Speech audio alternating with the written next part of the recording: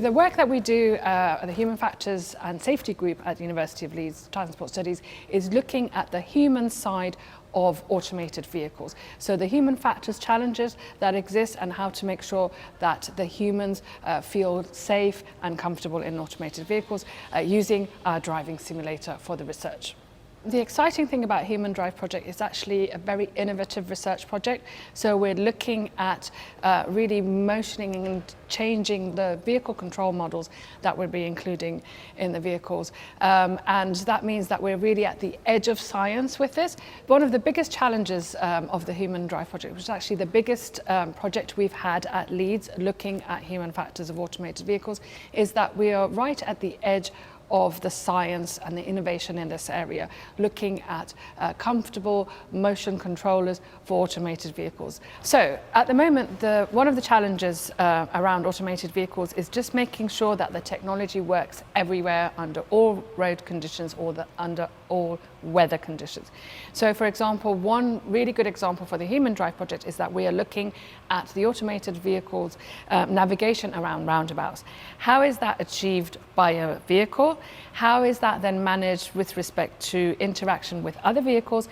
And then how does that feel for the human in the vehicle experiencing that going around the roundabout? So that's, I think, is one of the most exciting challenges that we're dealing with in Humandrive. This is actually the first big project that we've had on automated vehicles that's been funded by the UK government. So that's one of the most exciting things. Mostly our work has been funded by the European Commission. So this is the first time that we can really engage with our UK partners. It's also meant that we are working with Nissan, which is a new to us industrial partner, and we're getting engaged also with the Catapult, which again is very exciting in terms of how they are translating our research to what it means to the real world. So the Humandrive project is getting a lot of interest from around the world. So I'm aware of this when I go to conferences in Japan and the US, etc.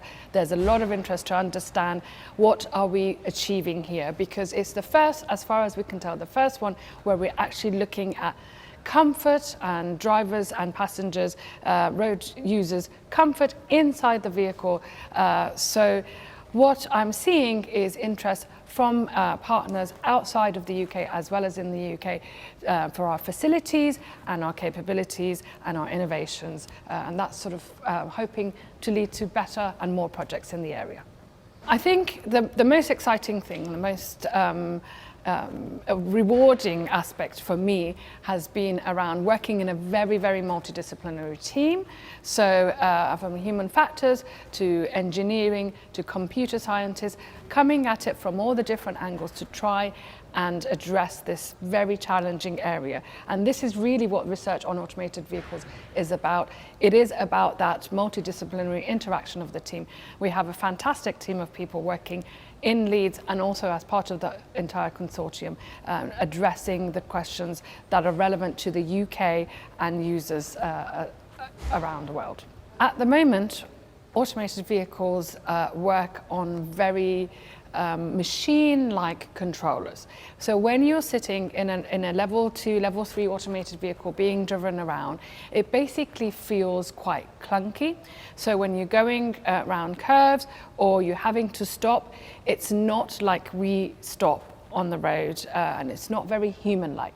So that's what's fascinating and exciting about Humandrive, because we will make the controllers of the vehicle more comfortable, more human-like, so that it feels nicer to be in these automated vehicles, especially when they're coming to a stop or going around sharp curves, etc.